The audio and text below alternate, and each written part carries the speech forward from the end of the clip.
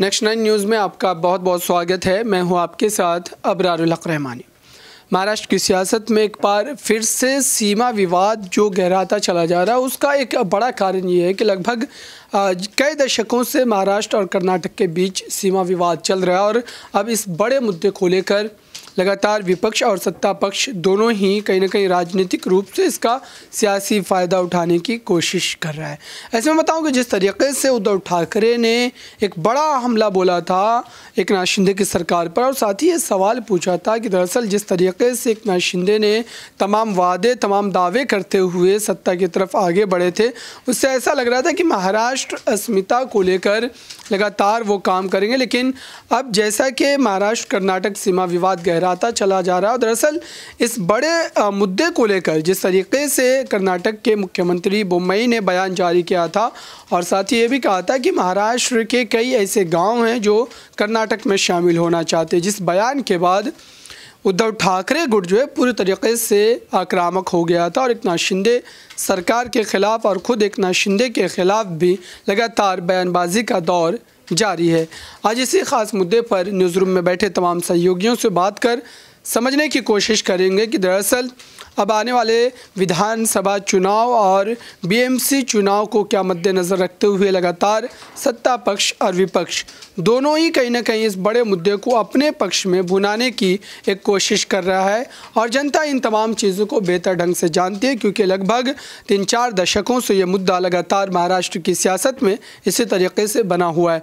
मेरे साथ दीपक मौजूद है। इनसे समझते हैं कि दरअसल लगातार जो महाराष्ट्र में इस वक्त कहीं ना कहीं उद्धव ठाकरे गुट और एकनाथ शिंदे गुट के बीच जो इस बड़े मुद्दे को लेकर लगातार खींचतान चल रहा है और अभी की बात की जाए तो एकनाथ शिंदे सरकार की तरफ से एक प्रस्ताव लाया गया है उन तमाम जो है सीमा जो इलाके हैं, सीमावर्ती इलाके, वहाँ पर जो लोग रह रहे हैं उनसे कहीं ना कहीं एकजुटता जाहिर की गई है। तो ऐसे में क्या तमाम चीज़ें चुनाव को देखते हुए इस समय की जा रही, चाहे वो सत्ता पक्ष के द्वारा हो या खुद उद्धव ठाकरे गुट के द्वारा? देखिए, कई ऐसी चीज़ें हैं जो अभी इस वक्त शिंदे को ध्यान रखनी होंगी, क्योंकि चुनाव नज़दीक आ रहे हैं और चुनाव के समय ही वादे किए जाते हैं। ऐसी जनता अच्छी तरीके से जानती है बातें।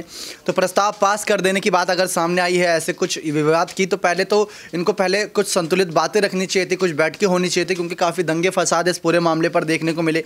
उस तरफ से झड़प हो रही थी, इस तरफ से झड़प हो रही थी। उद्धव खेमे ने तो यानी कि महाविकास अघाड़ी ने तो एक मोर्चा भी निकाला था इसके खिलाफ, लेकिन वो सफल नहीं रहा इतना। लेकिन इन सब मसले पर अगर देखा जाए तो ये बहुत ज़रूरी है, क्योंकि अगर देखा जाए तो भारत देश को इस समय बाकी देशों से सीमा विवाद करना चाहिए। राज्य के अंदर सीमा विवाद का तो कोई मतलब ही नहीं बनता, लेकिन महाराष्ट्र को लेकर, अगर कर्नाटक को लेकर ये मुद्दा उठा तो इसको जल्द से जल्द सोल्व कर देना चाहिए था, क्योंकि 2 राज्यों की बात आती है और इसमें उन राज्यों में रह रहे लोगों पर भी बहुत ज़्यादा कहीं ना कहीं सवाल या निशान पैदा हो जाते हैं कि उनका क्या होगा, उनको लेकर क्या फैसला होगा। लेकिन बहुत अच्छे तरीके से भी कह सकते हैं शिंदे ने पहले तो बड़ी बारीकी से इस पूरे मामले पर नज़रें बनाए रखी। ऐसा नहीं था कि बाकी मंत्रियों की तरह, बाकी मुख्यमंत्रियों की तरह इस मामले को बिल्कुल ही नज़रअंदाज किया। उन्होंने तमाम फैसले लेते गए। फडणवीस सामने आए थे, खुलकर वो बातें रख रहे थे, अमित शाह ने बातें रखी थी और तमाम इनके मंत्रियों ने बात रखी। तो वही था कि अगर एक पर मुसीबत आई तो सबने कवर किया, सबने बचाया। चाहते तो फडणवीस वहाँ पर शिंदे को अकेला छोड़ सकते थे, क्योंकि वो मुख्यमंत्री हैं और डिप्टी सीएम है। यहाँ पर फडणवीस मुख्यमंत्री जो कहेंगे वो डिप्टी सीएम करते, लेकिन मुख्यमंत्री रह चुके हैं फडणवीस और उनके समय में शायद ये सारा मामला शुरू हुआ। तो इस वजह से उन्होंने सामने आकर ये सारा मुद्दा सोल्व करने की कोशिश करी। उन्होंने तमाम जो जवाब थे महाविकास अघाड़ी सरकार के, उन्होंने बयान दिए, ना कि एकनाथ शिंदे ने अपना काम किया, तमाम बातें रखी और इतनी अगर देखा जाए 1 महीने के अंदर ये प्रस्ताव पारित करा दिया। अच्छी बात है एक तरीके से। देखिए, इस पूरे मामले में जिस तरीके से सत्ता में इस वक्त जो है भारतीय जनता पार्टी और एकनाथ शिंदे दोनों मिलकर के हैं, तो इस मामले को अगर देखें और समझे तो कहीं ना कहीं ऐसा लग रहा है कि भारतीय जनता पार्टी कहीं ना कहीं अपनी एक अलग जो है इमेज बनाने की कोशिश कर रही है और इसी वजह से इस प्रस्ताव का वो विरोध करेगी विधानसभा में। तो इसको कैसे देख रहे हैं? देखिए, विधानसभा सत्र अभी शीतकालीन सत्र तो हुआ ही, इसमें पूरा विरोध प्रदर्शन तो बाकायदा अगर देखा जाए कुछ भ्रष्टाचार के मुद्दे पर था, जो जमीन का विवाद था, ना कि सीमा विवाद। लेकिन सीमा विवाद जब सामने आया तब महाविकास अघाड़ी सरकार ने उनका इस्तीफा मांगा। तो इससे एक इमेज गलत बनी शिंदे की, अगर एक तरीके से देखा जाए, क्योंकि शिंदे की इमेज ये बनी कि उनके रहते हुए ये सारे मुद्दे उठ रहे हैं, जल्द से जल्द वो सोल्व नहीं कर रहे। और महाराष्ट्र में ये मुद्दा उठा कि शिंदे को इस्तीफा देना चाहिए, ना कि डिप्टी सीएम को, देवेंद्र फडणवीस फडणवीस को। फिर उसके बाद बीजेपी के कई मंत्रियों ने यह बयान दिया कि शिंदे अगर हटते हैं या शिंदे को हटाया जाता है या शिंदे हटने का फैसला करते हैं तो फडणवीस तैयार है मुख्यमंत्री बनने के लिए, विधायकों की संख्या तैयार है। बस शर्त यह है कि जो शिंदे के साथ विधायक आए थे वो विधायक उनका साथ न छोड़े। बाकी शिंदे अगर चाहते हैं दोबारा से सीएम पद फडणवीस संभाले तो वो संभाल सकते हैं। तो कुछ ऐसी बातें निकलकर सामने आ रही थी अंदरूनी खेमे से, लेकिन ये सारी बातें पूरी तरीके से महाराष्ट्र में शिंदे को घेरती हुई नजर आई थी और शिंदे इस पूरे मामले पर फंसते नजर आए थे। लेकिन जैसा कि यहाँ पर प्रस्ताव की बात सामने आई, लेकिन इसमें भी देखने वाली बात होगी कि प्रस्ताव में बातें क्या रखी गई। ये सबसे इंपॉर्टेंट है जो इस पूरे मसले को सोल्व कर सकती है। बिल्कुल, कहीं ना कहीं इस पूरे विवाद को लेकर जिस तरीके से उद्धव ठाकरे विपक्ष की तमाम जिम्मेदारियों को बेहतर ढंग से निभा रहे हैं और कहीं ना कहीं विपक्ष की जो आप कहें एक तरीके से ताकत जो इस वक्त देखने को मिल रही है, क्योंकि तमाम दल एक साथ होकर इस बड़े मुद्दे पर एक शिंदे सरकार को घेर रहे हैं और साथ ही तमाम सवालात भी उनके द्वारा पूछे जा रहे हैं। मेरे साथ प्रांशु मौजूद है, इनसे भी समझते हैं कि दरअसल इस वक्त जो सीमा विवाद तो चल ही रहा है और साथ ही कहीं ना कहीं चुनाव आयोग के तमाम मामले हैं।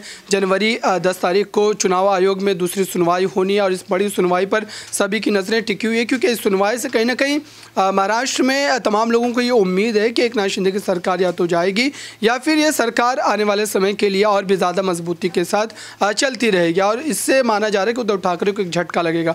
तो ऐसे में कितना संभव है कि सुनवाई जो होने वाली है 10 तारीख को यह आखिरी सुनवाई होगी और फैसला आ जाएगा? देखिए, फिलहाल देखा जाए तो सुनवाई लगता है कि जल्द से जल्द इस मामले पर फैसला सुनाया जा सकता है, क्योंकि महाविकास अघाड़ी गठबंधन लगातार मांग करते हुए नजर आया है। पीएम नरेंद्र मोदी से, अमित शाह जी से उन्होंने इस मामले में हस्तक्षेप करने की बात भी कही। तो उद्धव ठाकरे जिस तरीके से मांग लगातार यहाँ पर करते हुए नजर आए, जिसके बाद यहाँ पर देवेंद्र फडणवीस भी विधानसभा सत्र में अपनी बात खुलकर रखे। उन्होंने साफ तौर पर कह दिया है कि 1-1 इंच जो जमीन रहेगी वो वह कर्नाटक के हिस्से में नहीं जाने देंगे, जो महाराष्ट्र की जमीन रहेगी। तो ऐसे में देखा जाए यहाँ पर शिंदे और फडणवीस की सरकार को लेकर जिस तरीके से आपने दावा किया है, तो कहीं ना कहीं ये सरकार अब और भी ज्यादा मजबूत होती हुई दिखाई देगी, क्योंकि फिलहाल देखा जाए शिंदे यहाँ पर सबसे लोकप्रिय मुख्यमंत्री के तौर पर जाने जा रहे हैं और मुझे लगता है कि वह अपना पद यूं ही इस तरीके से नहीं जाने देंगे। तो शिंदे को जिस तरीके से यहाँ पर उनके हाथों में एक तरीके से देखा जाए तो पूरा का पूरा गुट इस वक्त आ चुका है, यानी कि पूरी की पूरी शिवसेना को लेने के लिए वह यहाँ पर कगार में बैठे हुए हैं, यहाँ पर इंतजार में बैठे हुए हैं। तो मुझे लगता है कि बीजेपी यहाँ पर इन रणनीतियों पर सफल होती हुई नजर आएगी और सत्ता से ये सरकार फिलहाल तो नहीं हटने वाली है अबरार।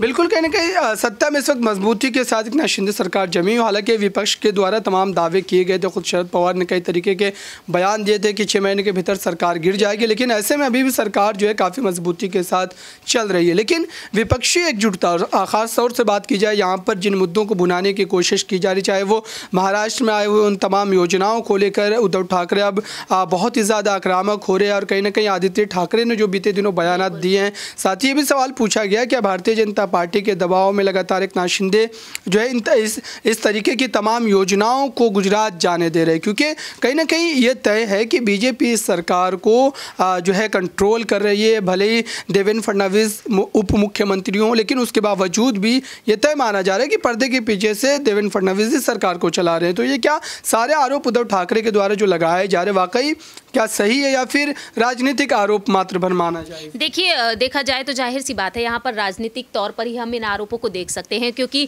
निजी तौर पर देखा जाए तो सभी एक दूसरे के साथ खड़े होते हुए नजर आते हैं। तो राजनीतिक तौर पर यहाँ पर सभी एक दूसरे पर तंज कस रहे हैं। अब ऐसे में जिस तरीके से एकनाथ शिंदे ने जो सरकार बनाई है, कायदे से तो ये अवैध ही कही जाएगी और ऐसे में अब यहाँ पर वह अपने गुट का गठन करते हुए नजर आ रहे हैं। तो जल्द से जल्द यहाँ पर जिस तरीके से फैसले लिए जाएंगे और देवेंद्र फडणवीस यहाँ पर शिंदे गुट के साथ खड़े हुए हैं, तो ऐसे में उद्धव ठाकरे जो लगातार यहाँ पर आरोप लगाते हुए नजर आ रहे हैं, फिलहाल तो उद्धव के लिए यहाँ पर यही बड़ी चुनौतियां हैं कि शिवसेना को एक बार फिर से कैसे सत्ता में लाना है, क्योंकि ये सबसे बड़ी चुनौती उनके लिए बनी हुई है। क्योंकि शिंदे यहाँ पर मजबूत होते चले आ रहे हैं, लेकिन उद्धव गुट टूटता बिखरता हुआ नजर आ रहा है और देखा जाए तो विधायकों की संख्या और भी कम होती हुई नजर आ रही है। तो सबसे बड़ी चुनौती ये है, क्योंकि उन्होंने साफ तौर पर कहा कि महाराष्ट्र में आने वाले समय में शिवसेना की ही सरकार होगी। तो सरकार होगी कहाँ से? यहाँ पर विधायकों पर गौर किया जाए तो विधायक, सांसद, पदाधिकारी, कार्यकर्ता सभी यहाँ पर शिंदे गुट में शामिल हो रहे हैं। तो एक तरीके से देखा जाए तो यहाँ पर एक नए सिरे से शुरुआत करने की जरूरत पड़ रही है और इस वक्त देखा जाए तो वो तमाम मुश्किलें भी, जैसा कि आपने आदित्य ठाकरे को लेकर बात की, सुशांत सिंह राजपूत, दिशा साल्यान केस के चलते यहाँ पर वे फंसते हुए नजर आ रहे हैं। तो मुझे लगता है कि फिलहाल उद्धव के लिए इन सभी चुनौतियों से बच पाना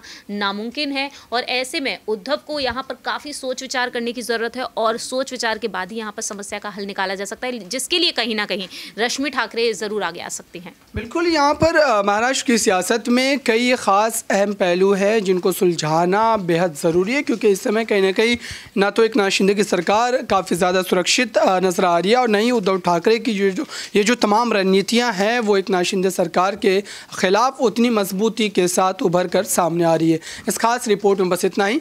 देखते रहिए ताज़ा तरीन ख़बरों के लिए नेक्स्ट 9 न्यूज़ को। धन्यवाद।